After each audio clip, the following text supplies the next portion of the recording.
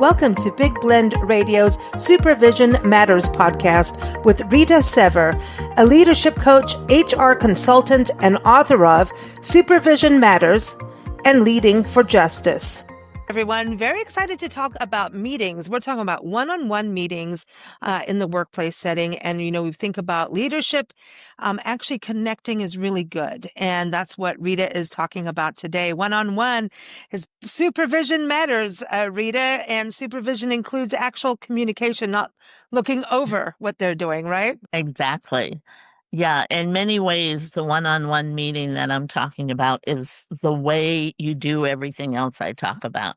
Because when you Okay. have a one-on-one, so one supervisor, one staff member, not a team meeting, but one-on-one, that's where you build the relationship, you make clear expectations, you give and receive feedback, you clarify work, you normalize the way you want to work together, you can train, you can just support. It all can happen in this meeting. It's the container for everything else we talk about.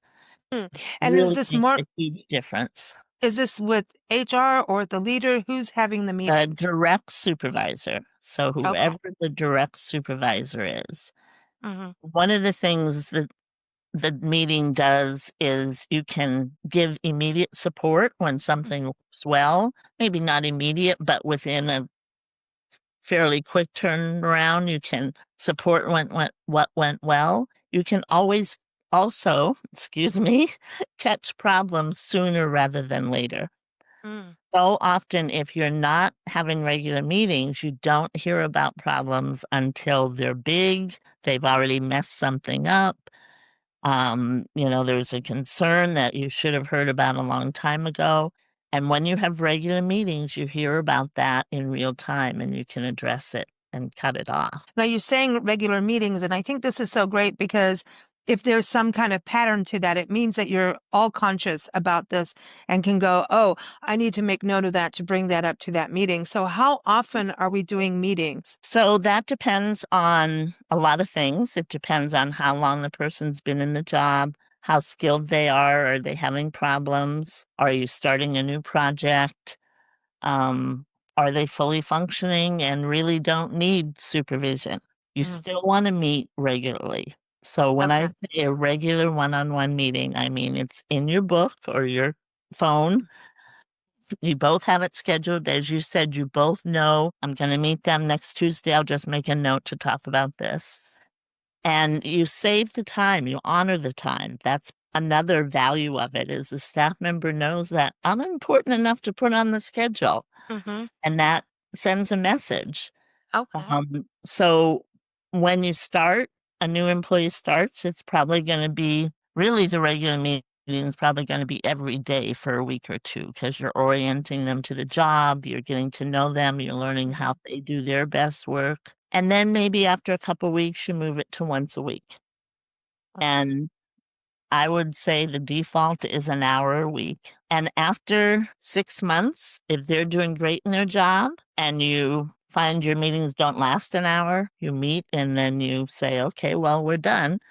Then move it to every other week, at Okay. least once a month, even if Okay. they're high level VP doing totally independent work.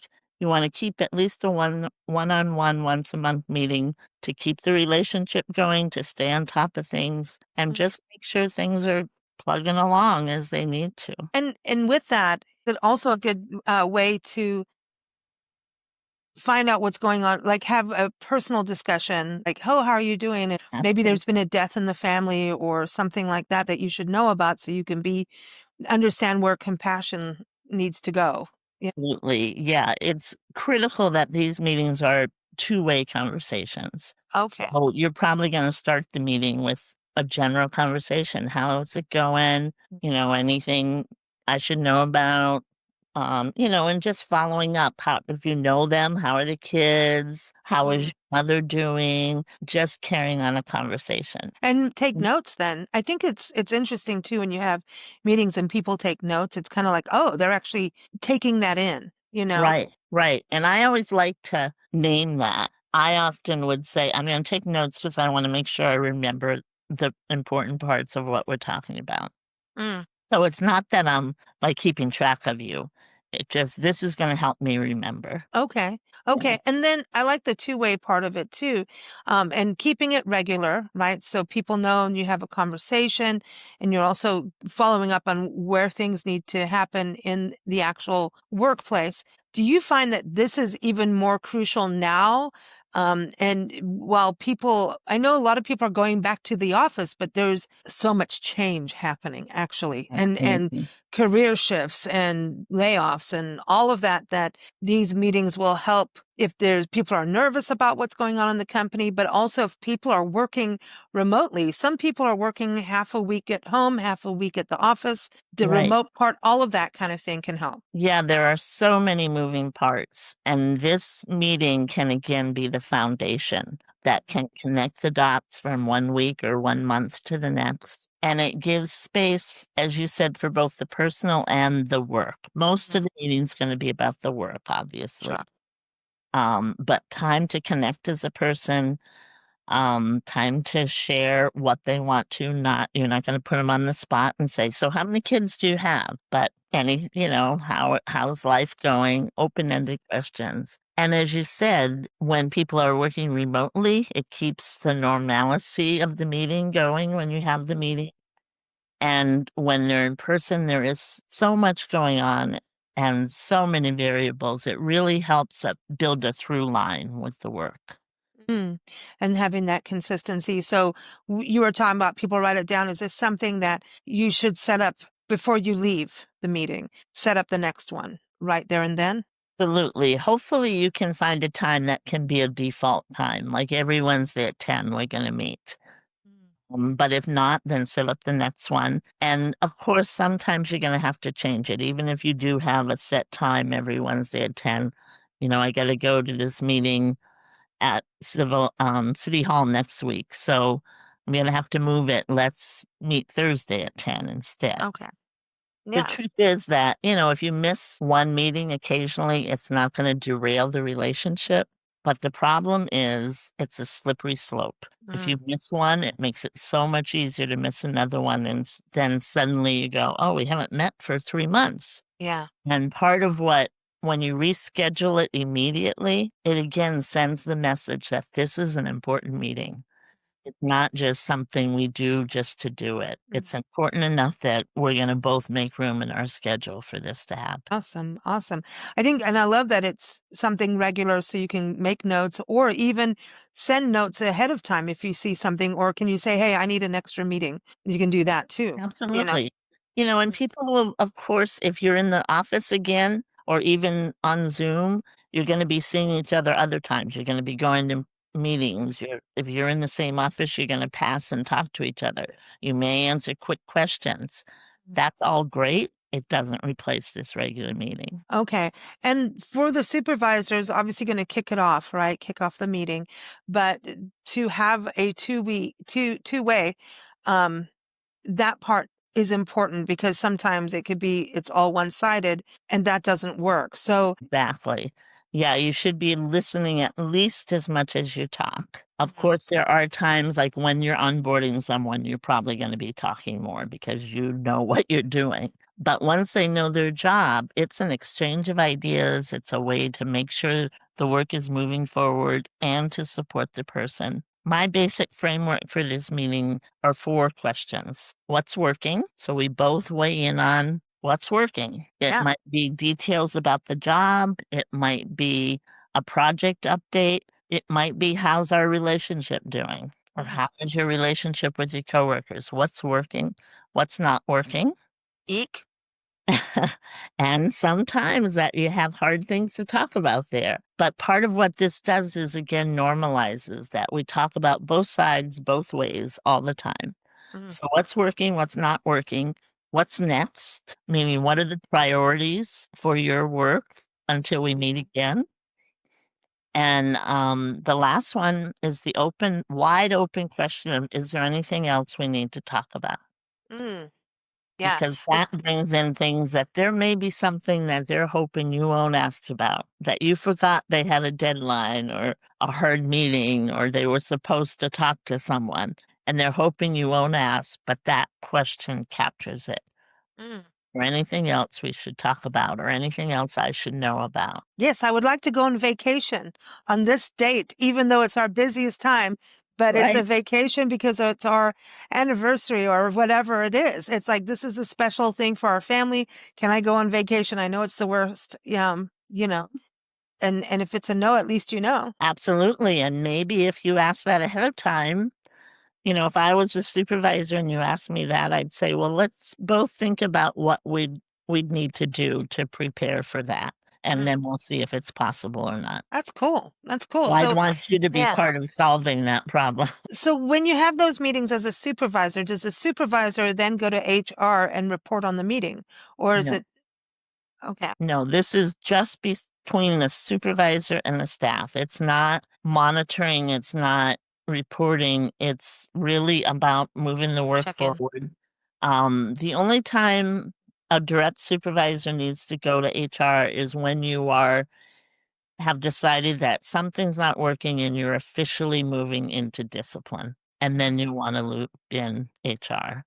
But Okay. regular meetings, you keep your notes, keep them in your own file so that you can look back if something goes south. You can say, I looked back and we've talked about this 6 times. I was hoping it would resolve itself, but it's not. So you got to figure out another way to address this problem. The other thing too, when you talk about people taking notes, obviously we're going, written. But nowadays we've got all these devices and it's like, oh, I'm going to record this meeting. For me, if someone wanted to record a meeting that's one-on-one, I get it. Like I advocate this for people going to see their doctor to remember what's going on. I think that's a very important thing because if you're in a medical situation, you're scared and, Right, it can be life or death, taking notes. And right. that way, at least it's there. But in a work situation, I would feel weird if my supervisor started filming or doing an audio recording. I would feel like it's going to be used against me somewhere, somehow. Absolutely. And you can't And be vice more versa. open. Yeah. Right. If the employee wanted to do that, it would be constricting. So what Hmm. I would do if somebody said that, I would probably say, "Do you have some concerns about how this is working? What's your rationale for wanting to record it?" And if they say, "Well, I just want to remember," then I would say, "Here's what I'd like to try first. We may get to the point where it makes sense for you to record it, but let's first take the step of after the meeting, I will send you an email capturing our main agreements and what we need to follow up on. And if you see anything different from your perspective, let me know within 24 hours. Otherwise, we'll keep that as our official summary of the meeting for both of us." Um, and then what I'd like to do is I'll do that for 3 months, and then I want you to take that task over. So you will summarize the meeting, and I will let you know if I see things different. I And I like that. think that should help us both remember. Mm. I do Having that said with client meetings all the time. I'm going, we've talked a right, bunch. I get a feel for what's needed. And then we all know we're on the same page, absolutely. especially if there's something that needs to be fixed. Then Yeah, I like you address things, man.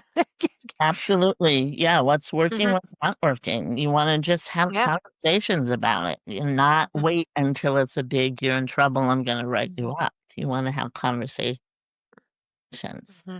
I do wanna back up and say the one time when it would make sense to me that somebody might wanna record our meeting is, if they have learning disabilities or are Oh, neurodivergent, yeah. then they might need that summary, that record to help them Mm. connect the dots in a different way than I would need. Mm. So again, I would say, "Let's try this, and if that doesn't work, then we'll talk about Hmm. where we go from there." Well, you bring up it's such a good point though, because we are in a different world now with people recording. And I mean, there's companies that are recording every move a worker makes. Like Yeah, Amazon does that. It's like, oh, you went to the bathroom. Oh, the truck drivers. Oh, all of that is recorded to a point of it gets a little inhuman.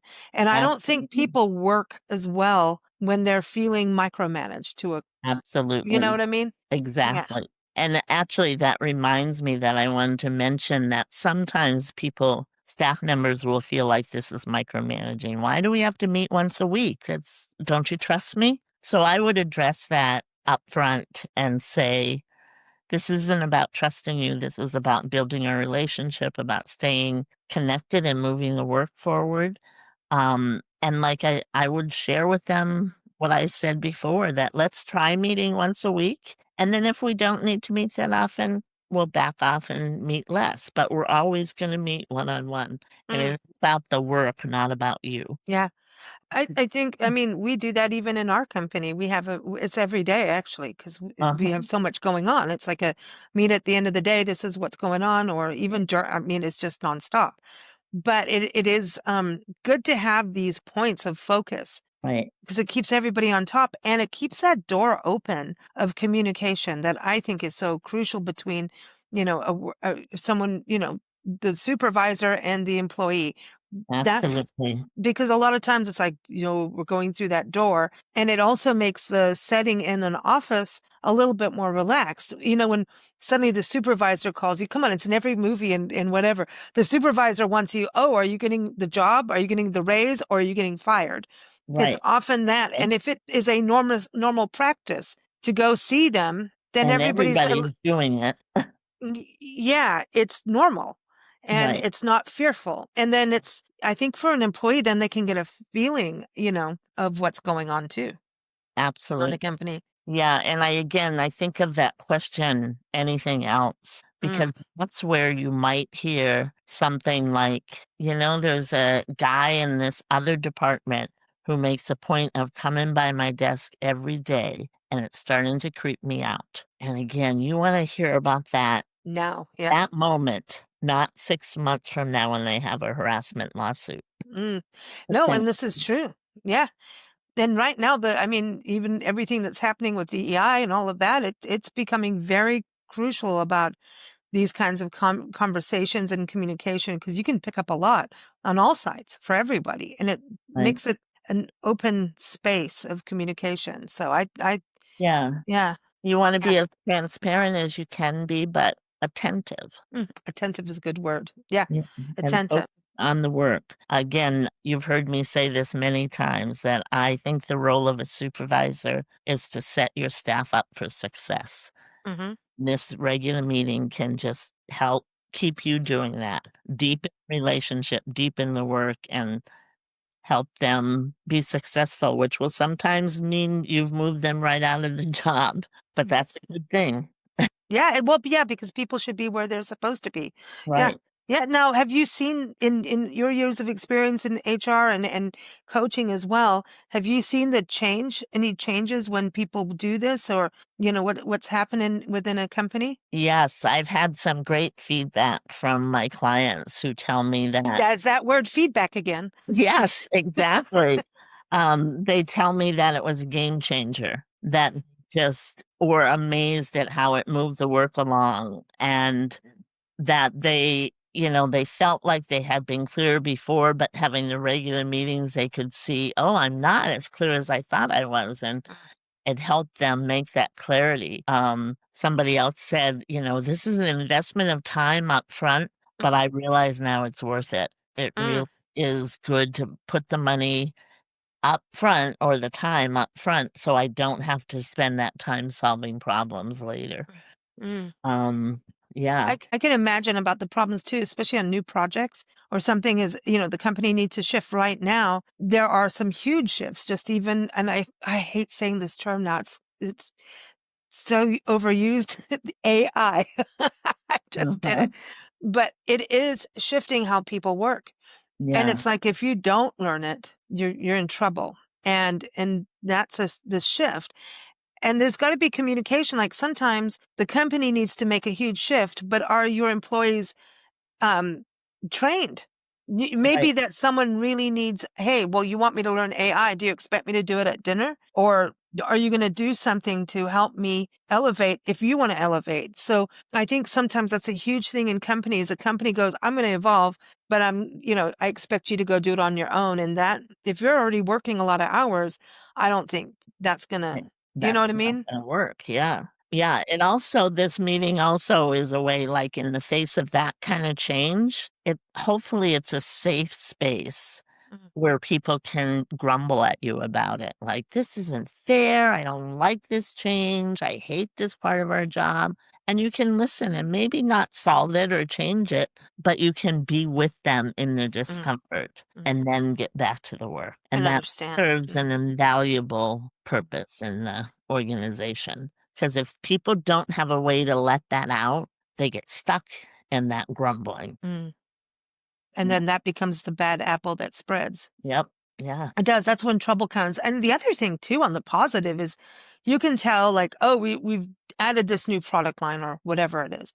And you can see, if say it's a salesperson in the company meeting with a supervisor, and they have a new product, and that salesperson has an affinity for it and suddenly really loves it, then you know, wait, okay, this person may want to be like the specialist in this. Right. Exactly. You You can see that count that. excitement. When you see someone Right. have that genuine excitement for something, you've tapped into something really special, I Right. think, in a company. Absolutely. And that's a real win-win for the company and the individual to get to support Mm. that excitement. Yeah. And right now, I know, especially, I know you work a lot with organizations, nonprofits, and who do work in social justice, environmental justice, and justice.